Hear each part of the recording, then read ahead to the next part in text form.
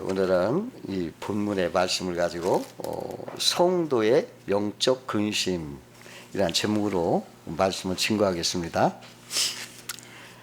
세상 사람들은 크게 두 가지로 근심을 볼 수가 있어요. 하나는 육적인 근심이 있어요. 즉 세상 근심이고 세상에 대해서 하는 근심입니다. 또 하나는 영적인 근심이 있어요. 이것은 하나님의 뜻대로 하는 근심입니다.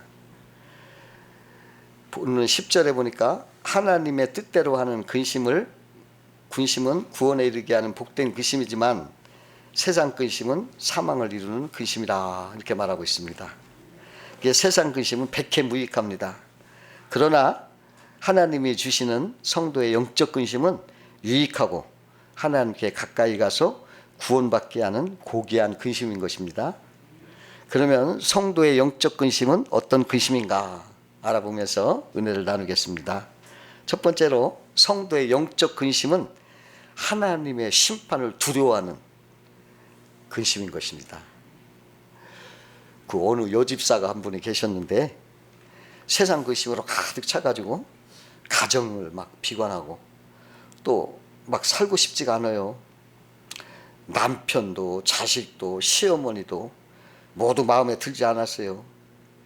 자식들은 집을 치우가 무섭게 막 어질러 놓고 남편도 매사 짜증이나 부리고 시어머니는 시콜콜 간섭하면서 막 비난하고 너무 힘들었어요. 그게 막 우울증에 걸려가지고 자기가 스스로 자살을 생각해 보았습니다. 그런데 자살을 생각하자니 하나님이 너무 두렵고 떨리는 거예요. 또 구원받지 못하고 지옥계 갈 것 같으니까 아이고 이거 죽을 수가 없어. 너무 두려워. 그래서 막 하나님 앞에 근심하면서 하나님 살기가 너무 힘듭니다. 나를 빨리 천국으로 데려가 주세요. 그러자 하나님께서 응답을 하셨어요. 사랑하는 딸아, 내가 너무나 고통을 당하고 있구나. 그래 알았다. 너를 천국으로 데리고 오겠다. 그러나 죽기 전에 너까지만 순종할 수 있느냐. 네, 순종하겠습니다. 제 기도만 응답해 주세요. 그러면 내 장례를 치러야 하니 내 집을 깨끗이 청소해라. 많은 사람이 와서 보아도 정말 깨끗하다 하는 평을 받도록 해거라. 그러니까 이 집사님이 집안을 안팎으로 막 청소를 깨끗이 했어요. 최선을 다해서 했더니 집이 몰라보게 좋아져서 다른 집 같아요. 그러자 하나님이 또 나타나서 말씀하시를 딸아, 다음으로 할 일이 있다. 내 자녀들이 엄마가 죽었다고 슬피 울 것이다. 며칠 안 남았으니 언없게 흠뻑 사랑을 해 죽어라. 그러니까 여 집사님이 자녀들을 막 흠뻑 사랑해 주었어요. 자녀들이 최고 만족을 느끼도록 해 주었어요. 안 가던 곳도 데리고 가서 구경도 시켜주고 요리를 맛있게 만들어주고 또 식당도 인류 식당에 가서 맛있게 음식을 먹여줬어요. 그러자 하나님이 또 나타나서 말씀하셨어요. 딸아, 다음으로 할 일이 있다. 남편이 너를 아쉽게 느끼며 아유 좋은 아내였는데 죽었다고 천추한이 되도록 3일간만 사랑을 해주거라. 그 집사는 남편을 막 최상급으로 사랑해 줬어요. 근데 또 하나님이 나타나서 마지막으로 말씀하시는 거예요. 이것이 마지막 부탁이다. 네가 죽으면 시어머니가 슬피 울도록 사랑해 주거라. 그러니까 그렇게 했어요. 모든 것이 끝났습니다. 며칠 후 주님이 오셔서 딸아 이제 천국으로 가자 그래요. 집사님은 마지막으로 집을 둘러보았습니다. 아름다운 집이었어요. 자식들을 보았습니다. 행복스러운 모습이었습니다. 남편을 보았습니다. 그렇게 자기를 사랑하는 수가 없어요. 시어머니를 보았더니 너무나 소중한 분이요. 그래서 말했습니다. 주님 조금 더 있다 가겠습니다. 그러더라는 거예요. 근데 이 사람이 죽으면 지옥 가면 어떡하냐 하는 두려움, 그게 있어가지고 그 사람이 죽지 않고 사는 거죠. 다윗은 젊은 시절에 사울왕에 쫓겨다니면서 10년을 고생했어요. 사울왕이 다윗을 시기 질투하여서 죽이려고 하는 거예요. 그런데 다윗은 아무 죄가 없어. 오히려 블레셋 대장 골리앗을 물리쳐서 나라를 구한 구국공신입니다. 훈장을 받아야 할 사람인데 다윗이 골리앗을 물리치고 돌아오니까 사울은 천천히요 다윗은 만만이라는 이스라엘 여인들의 다윗을 찬양하는 노래에 사울이 시기하는 거예요. 그래가지고 분노해가지고 다윗을 묘하여 죽이고자 했던 거예요. 그 사람 그 앞에다 대고 사울은 천천히요 다윗은 만만히요 하니까 기분 나쁘긴 나쁠 것 같아요. 왕인데, 내가 왕인데 저 조그만한 다윗에게 막 만만 돌리고 자기는 천천 돌리고 시기 질투가 나니까 이놈 죽여야겠다 했던 거예요. 근데 어느 날 다윗을 잡으려고 3천 군사를 끌고 다녔던 사울이 피곤하여서 잠을 자려고 다윗이 하필이면 숨어있는 그 동굴에 우연히 들어갔어요. 그래서 거기서 이렇게 자고 있었을 때 다윗의 부하들이 쾌재를 부려. 아우 하나님이 우리들 억울함을 풀어주시려 사울이 제 발로 죽을 자리로 찾아왔으니 단 한 번의 창으로 찔러 죽이면 되겠습니다. 그러나 다윗은 하나님을 두려워하면서 하나님이 기름 부으신 왕을 내가 손대는 것은 하나님이 금하신 것이다. 그렇게 두려워하면서 하나님 그 부를 두려워해서 겉옷자락만 살짝 빼어 증거를 삼고 왔어요. 결국 하나님을 경외하고 두려워한 다윗은 나중에 뭐가 되냐면 왕이 되지만 교만하고 불순종한 사울은 전쟁에서 패해가지고 죽었던 것을 볼 수가 있어요. 죄를 심판하신 하나님을 두려워하는 영적 근심이 실족을 막았고 승리하게 된 것입니다. 영적 근심은 우리 성도들 하면 할수록 좋아요. 두 번째로 성도의 영적 근심은 세상과 가까이어지고 하나님과 멀어질 때 생기는 근심입니다. 성도가 TV 앞에 이렇게 앉아가지고 밤늦게 그냥 오래 보고 있으면 마음속에 근심이 생기기를 아이고 나 기도해야 되는데 하는 자책이 오고 아이고 안타깝고 하나님 앞에 죄송스러운 마음이 들어요. 그것이 성령이 주는 영적 근심입니다. 이런 근심이 있어야 세상을 멀리하게 가까워지지 않고 신앙생활을 충실하게 하는 거예요. 근데 이런 영적 근심이 없으면요 세상과 짝해가지고 막 좋아서 막 그냥 타락하고 신앙이 약해지는 거예요. 근심이 없으면. 어느 유명한 목사님이 그 부목사로 있었을 때 이야기예요. 그 교회 예배당에 바로 정문 앞에 구역장이 살고 있었어요. 근데 그 구역장은 교회는 자주 빠지면서도 아들이 다니는 유치원에는 그냥 매일같이 택시를 태워 부지런히 다니는 거예요. 그러나 교회는 밤 예배는 아예 안 나오고 낮 예배도 아무 할 일 없어 심심하면 나오는 거예요. 엉터리 구역장이요. 도무지 신앙생활이 장난인지 오락인지 심술풀이라든지 모르. 한 번은 그 부목사님이 신방을 갔어요. 호되게 책망했다고 합니다. 도대체 당신이 예수를 믿는 거요 장난하는 거요? 예수님을 유치원 다니는 아들의 10분의 1만 사랑해도 1등 신자가 될 거요. 아들이 학교 가는 것을 매일 출근하다시피 하면서 교회에는 일주일에 한 번도 제대로 출석을 안 해요. 유치원 태우고 다니는 택시비만큼만 현금을 해도 믿음이 엄청나게 자랄 것이요. 무슨 신앙생활을 그따위로 합니까? 구역장이 다 뭐요? 평신대도 못 되겠수다. 이게 호되게 야나쳤대요. 근데 토라질 줄 알았는데 도리어 회개하더래. 그러고 그 다음부터는 열심히 출석을 하고 막 봉사도 하더니 은혜를 받더니 믿음이 자라가지고 그 다음에는 권사도 되고 또 1등 교인이 돼서 11조도 하고 기도도 많이 하는 훌륭한 교인이 되는 걸 보았다고 그래요. 그 권사님은 목사님을 만날 때마다 목사님이 그때 예수님을 아들 충식이 발바닥만큼만도 사랑하지 못한다 하면서 나를 책망할 때 그 말이 내 마음에 얼마나 찔림이 됐는지 모르겠습니다. 그렇게 하더라는 거예요. 이 권사님이 전에는 자식만 사랑하고 자식에 대해서만 근심할 줄 알았지.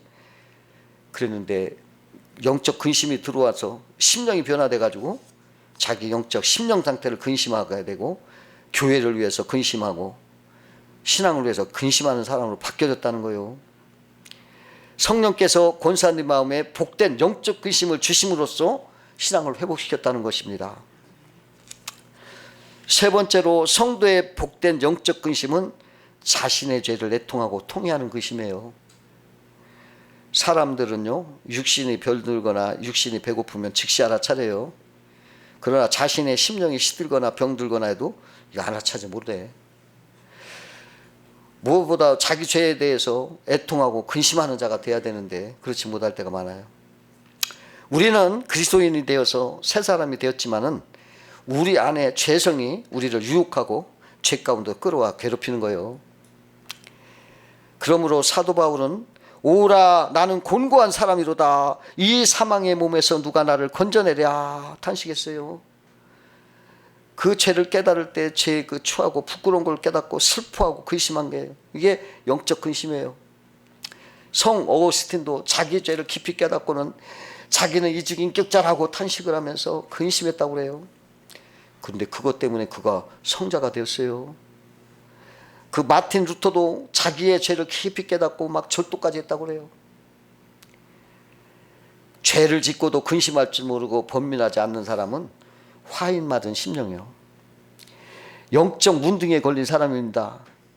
다윗은 범죄한 후에 번민하면서 말하기를 내가 죄를 토설지 아니할 때 종일 신음함으로 내 뼈가 쇠어있나이다. 주의 손이 주야로 나를 두르니 내 진액이 화하여 여름 가물에 마름같이 되었나이다 하고 회개하면서 울부짖었어요. 여러분 이 영적 근심이 이렇게 고귀해요. 한 천사가 천국 문을 열기 위해서 나라를 위해서 목숨을 바친 애국자의 피 한 방울 가지고 갔더니 굳게 닫힌 천국 문을 꼼짝도 안 해.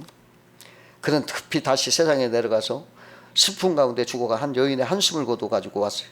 그러나 결과는 마찬가지요. 끝도 안 해. 마지막 우리 천사가 자기의 죄를 회개하면서 흘린 노인의 눈물 한 방울 담아가지고 왔더니 천국 문이 확 열리더래. 하나님은 죄를 애통하며 흘리는 회개의 눈물을 귀하게 여기시고 그것을 귀하게 사시는 거예요. 그 1984년도에 세상을 떠나신 프란시스 셰퍼 박사가 있었는데 그분이 말년에 암에 걸려가지고 암에 혹독하게 싸우면서도 그 아픈 몸을 끌고 그 대학 캠퍼스 사역에 나섰어요. 자신의 일생이 얼마 남지 않은 것을 알면서도 자기가 사랑했던 젊은이들에게 남기고 싶은 최후의 메시지를 피를 토하듯 외쳤어요. 그가 외친 내용은 뭐냐면 행복을 삶의 목표로 삼지 마십시오. 이게 뭐예요? 행복이 아니라 그리스도인의 문제는 행복은 구하지만 거룩함은 구하지 않는다 이거예요. 오늘날 이 시대 크리스천 젊은이들도 꿈과 비전은 막 구하지만 거룩함을 추구하지 않는다 이거예요. 이게 문제라는 거예요. 우리가 복 있는 사람이 되기 위해서는 꿈과 비전이 우선이 아닌 거예요. 행복과 축복이 우선이 아니에요. 죄에 대해서 애통하고 슬퍼하는 마음을 갖고 거룩한 삶을 추구할 때 그 사람이 복 있는 사람이고 이 땅에 빛과 소금의 역할을 하는 거예요. 자기의 약함과 무능함과 부족함을 깊이 느끼고 근심하는 자가 하늘의 능력을 힘입게 되고 기도를 쉬는 죄를 회개하며 기도에 무거운 짐을 지고 근심하는 자가 능력 있는 기도를 하게 마련인 거예요. 자신의 영적 상태를 항상 점검하면서 염려하고 근심하며 자기 영적 그 위해서 성장하고 강건해지는 것이 바로 근심하는 사람들, 자기 영을 위해서 근심하는 사람들. 네 번째로 성도의 영적 근심은 하나님보다 사람을 의지할 때 오는 불신앙의 근심인 것입니다. 그 경북 대구 근교에 지산교회라고 교회가 있어요. 근데 그 교회에 재정적으로 큰 목을 담당하는 오부자가 있었습니다. 오형제니까 오부자라고 하는 거예요. 오형제의 부자들, 오부자라고 불러요.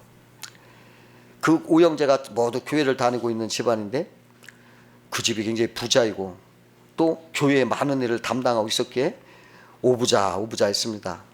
근데 그 오부자가 사업하다가 지산을 떠나게 됐어요. 다.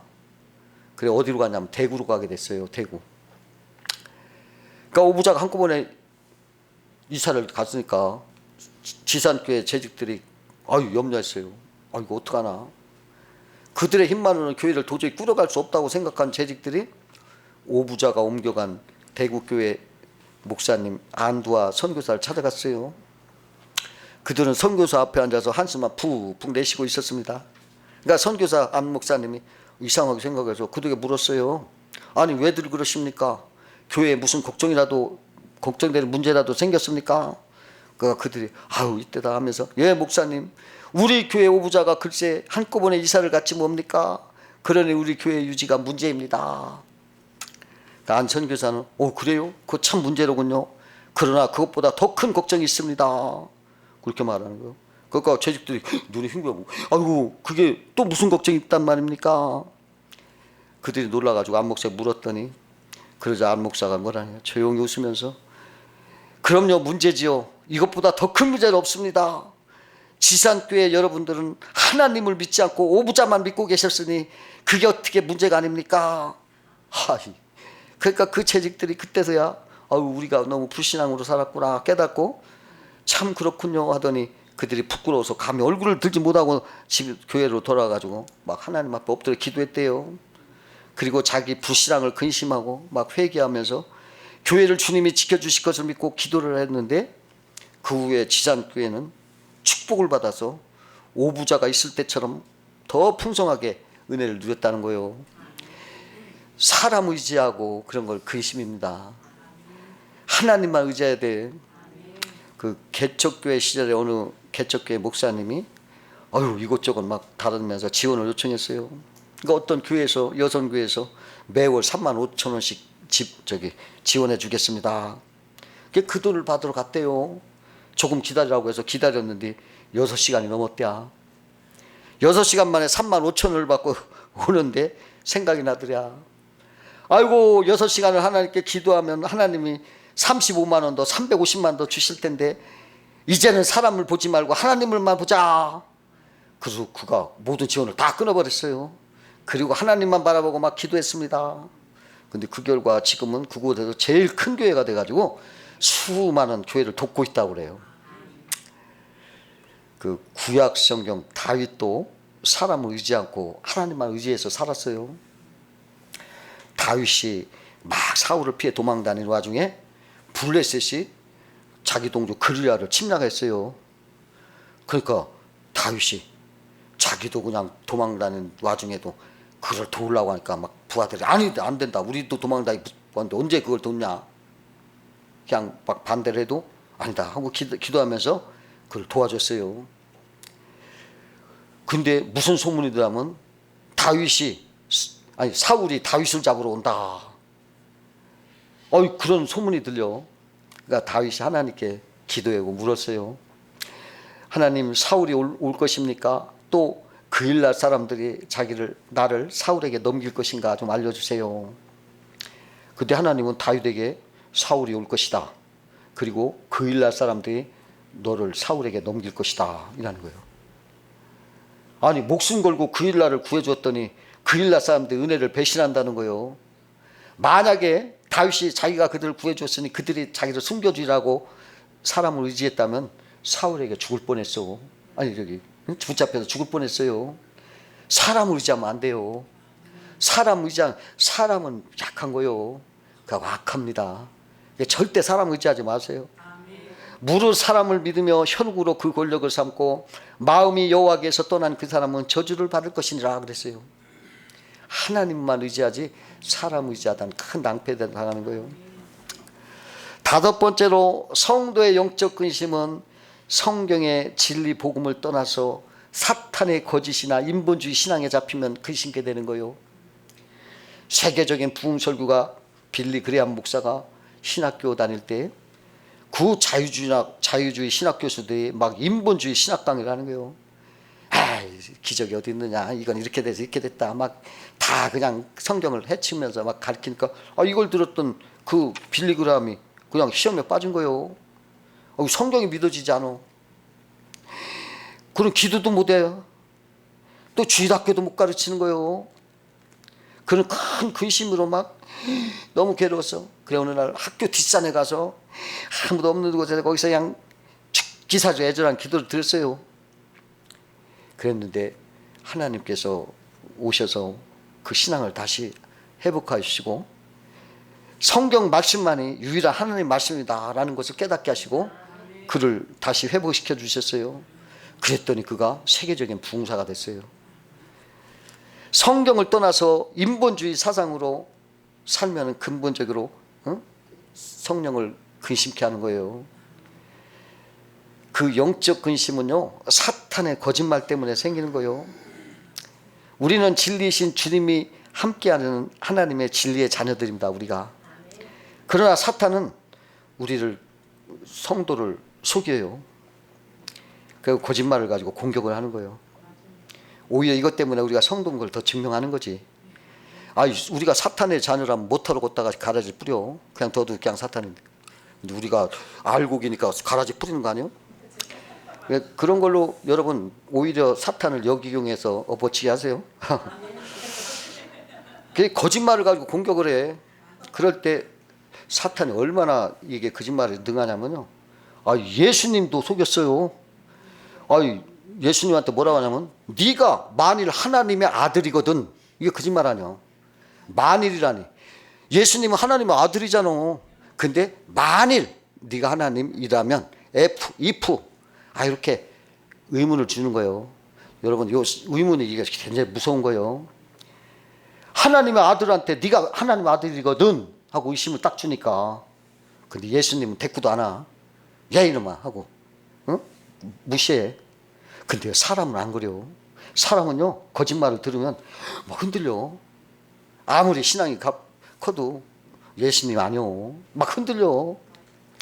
마음의 평화가 깨지고 막 불안하게 되고 믿음이 막 흘러져 막 괴로워져요. 사탄은 거짓말을 꼭 참말같이 속이고 우리의 확신을 사라지게 하는 거예요. 그 옛날 소가 연기를 마시면 막 판단력이 흐려져서 막 좌우 분별을 못하고 막 날뛰는 거예요. 그것처럼 거짓령에 잡히면 양심마저 막 마비돼서 거짓말에 빠져요. 그런 사람 아무리 얘기해도 안 믿어. 정말 그 거짓말은 그 속에서 꽉 잡혀서 그거 분별을 못해. 앞뒤 전후 방향 못해. 굉장히 무서운 거예요. 거짓말에 빠지는 거예요. 그러므로 예수님의 부모가 예루살렘에서 예수를 잃어버렸을 때가 있었어요. 어릴 때. 그때 어떻게 했어? 다시 예루살렘으로 돌아가서 근심하여 예수를 찾은 것처럼 은혜를 다시 회복해야 돼. 다시 찾아야 돼. 다시 그 의심을 때려잡고 그 새빨간 거짓말을 예수의 이름으로 대적해서 이겨야 돼. 그건 방치하면 안 돼. 어떤 사람은 소금이 한 수저 그릇에 담으면 짜디 짜지만 큰 호수에 담으면 그 맛 없어. 그렇습니다. 우리 마음이 너무 좁아서 그래요. 거짓말에 속는 것은. 큰 호수가 돼야지. 조그마한 그릇이 되면 맨날 시험 당해요. 마음을 넓히세요. 아무렇지도 않아요. 그러면 마음을 크게 하시고 거짓령을 쉽게 이기시 바랍니다. 그리스 신화에 나오는 이야기요. 옛날 뱃사람에서 가장 두려운 것은 그 적막한 섬에서 들려오는 요정의 노랫소리요. 선원들이 밤중에 배를 타고 이 섬을 지날 때면 사람의 감장을 녹일 듯한 요정의 노랫소리가 들려오는 거예요. 그러면 선원들은 그 음악에 도취해서 막 비틀비틀거리면서 바다에 다 뛰어들어. 아침이면 선원들 모두 바다에 빠져 죽고 빈배만 둥둥 떠 있는 거예요. 그러나 어떤 한 배는 단 한 사람의 희생자도 없었어요. 그 이유가 간단했습니다. 어떻게 했을까요?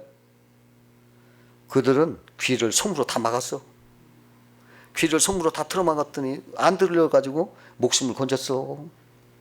우리도 마찬가지요.